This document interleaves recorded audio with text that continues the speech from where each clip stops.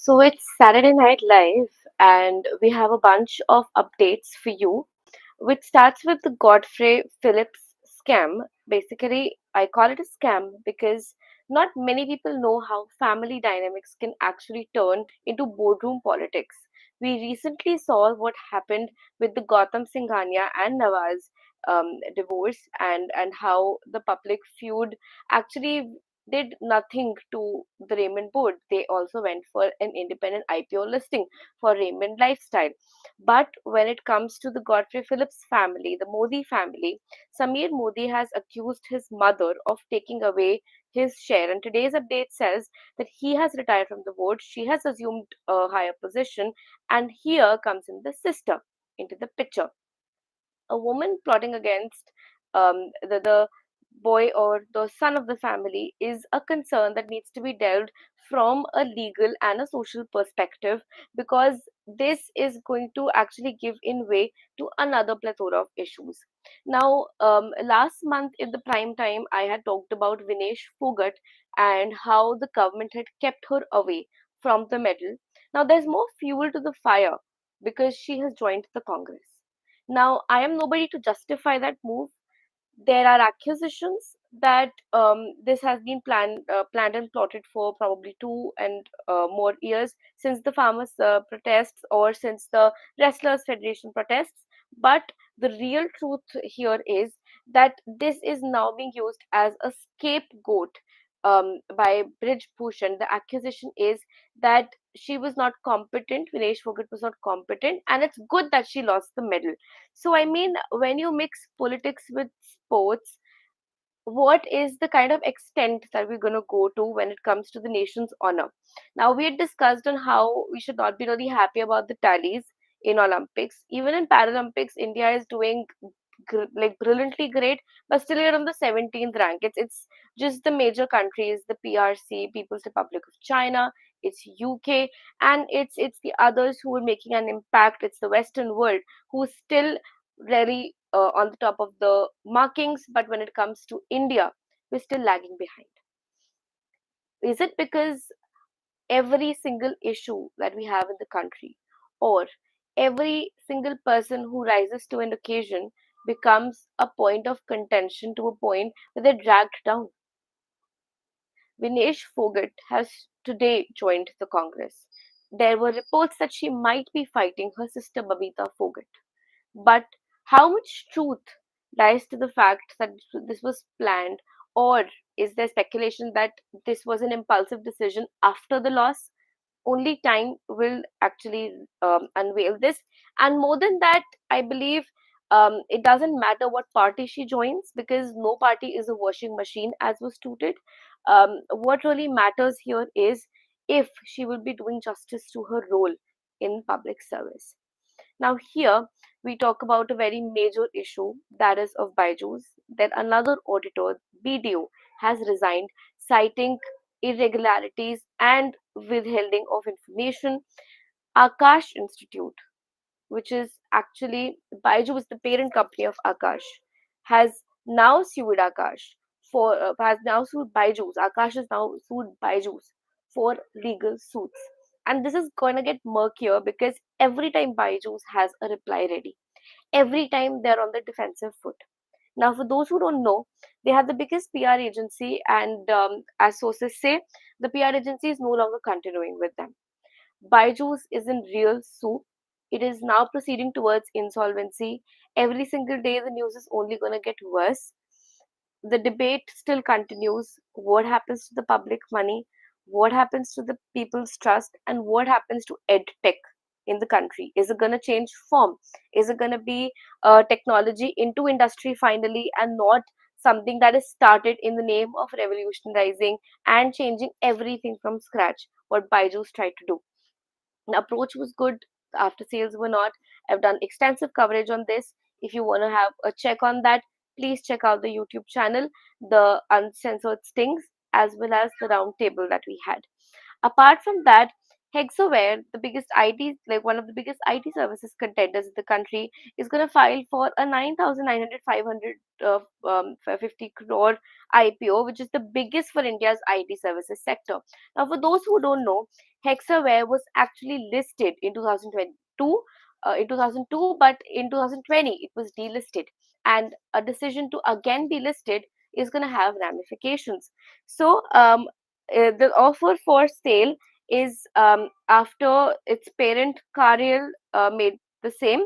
The firm's IPO would be India's biggest ever in the IT services sector, followed by TCS's 4,713 crore IPO in 2002. Apart from that, what is really interesting here is when we talk about TCS is that N. Chandrasekhar, Tata Sons chief, his salary has risen 20% to 135 crore. This is amid the Air India pilot crisis, and the remuneration includes 13.26 crore gross salary and commissions, with other remunerations of over 122 crores. There's more details on this, on who earns what. The executive director Saurabh Agarwal earning 30.35 crores. Apart from that, in the IPO space, the interesting news here is that Zepto, after raising round after round, is planning for an IPO in the second half of 2025. Now, this IPO is gonna have Goldman Sachs and Morgan Stanley along with Access for its IPO. These investment banks, as Money Control has reported, they will be planning to raise 450 to 500 million dollars through a fresh issue of shares in the IPO. Apart from that, in the arena of sports, we're gonna have a swap when Kumar Sangakkara is probably gonna join Kolkata Knight Riders, and Rahul Dravid is gonna come to Rajasthan Royals. Now, Rajasthan Royals had a murky start with some banning and allegations as well, but now with Sangakkara's leadership, it has stabilized. How Dravid is going to change the dynamics and how Sangakkara is going to change things for KKR after Gambhir has moved to the top position as the India head coach is to be seen. Apart from that, an interesting news that I read today was of PwC tracking employee locations to enforce back to office policy. Now, COVID has ended over 3 to 4 years ago, but the work from home and the back to office debate is still continuing. And the big consultancy, the big four consultancy, especially the UK arm, is now tightening its hybrid work policy by tracking employee locations. Now, how much ramification is it going to have in terms of privacy, in terms of employee rights, and the constant debate of how much entitlement an employee has in the system according to the generational differences, and once that we know that remote work is possible, if it's obviously it's feasible, but how is it going to change workplace dynamics? Do we need to return back to it?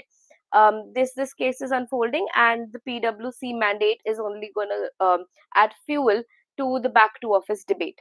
Apart from that, the several GST regulations have actually raised eyebrows, because the payment companies are receiving notices demanding GST on fee they charge to merchants for digital transactions even under 2000.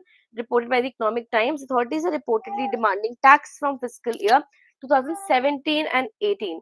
When the GST regime was implemented, GST is being sought only on payments via debit and credit cards and net banking, but there was reports that UPI will also come under this radar soon. Apart from that, banks are looking to hire non-IIT and IIM graduates as apprentices under a stipend of under rupees 5,000. Um, Indian Banks Association's chief executive Sunil Mehta has said. Um, Apart from that, yes, so the major updates are basically how BYJU's is in a soup again. And yes, what I was about to miss was two very important updates. The RG Car Hospital. So this week I had an interesting interview with Marching Sheep CEO, where we discussed about HR policies, and it opened my eyes that posh as a policy is actually very rare. We think as upper class citizens and as corporate employees, it's something that's there in the system and that's just natural, but it's not. um, seeing that trend, basically, we have moonlighting allegations on the SEBI chief. Apart from that, the RG Kar hospital has now corruption charges. We also have the Malayalam film industry battling with another round of Me Too's, another round of sexual allegations. So the case is only turning murkier when it comes to sexual assault and workplace regulations, when it comes to the safety of women, but also for rather first world discussion on moonlighting, when the SEBI chief is actually accused, and now the parliamentary panel is also going to tighten its noose around the mandate. There was an interesting update in the morning context on how Subhash Chandra's press conference can be decoded as a retaliation on his own trial that SEBI was running, because of which the Z Sony merger fell off. Allegations are actually something that can be related to time and old. If memory allows, JSW and Z got into a very public spat back in 2011, where their chief, the editor, and the chief Subhash Chandra, and that time um, Sudhir Chaudhary, both of them were jailed because of the allegations that they were taking bribes from Jindal, from Naveen Jindal, who is now in the BJP, but back then he was in the Congress. This was the time when UPA 2 government was there. So the bribery allegations have come in, where Z is now claiming that SEBI had asked for a hefty bribe for being able to give a nod to the Z Sony merger, which did not happen. The delays actually led to the calling of that merger, and it eventually got settled, but there were hefty suits levied by both the parties. Here, there were many reports of how Z's employees, the media company's employees, have not been getting a lot of benefits, have their increments have been really withheld or marginalized. And apart from that, there are micromanagement issues that are going on. um, Last but not the least, what really matters here is of how basically Madhabi Butch actually rose as a SEBI chief who was a female, a regulator for a financial institution as big as the Securities Exchange Board of India. And these allegations of her being in tandem and hand in glove with Adani and ICICI are actually raising eyebrows on who is actually sitting at the top positions. Is it merit which is deciding positions, or is it connects? Or is it a hook and crook which the public eye cannot see? That's all for the prime time for now. If there are any views, any reviews, any comments, you can definitely have access to them through our channels. We've linked them below. We're on WhatsApp. There are early updates. Apart from that, we function as an aggregator, so all the important news reaches you. We do weekly lives so that we do not cram you with news, but also you're updated with whatever is happening in the nation. And we're also active on LinkedIn. So do stay tuned and let us know what you think, and your reviews will only help us grow better. Also, as every time I say, please subscribe. It costs you nothing. It only helps independent journalism. Good night.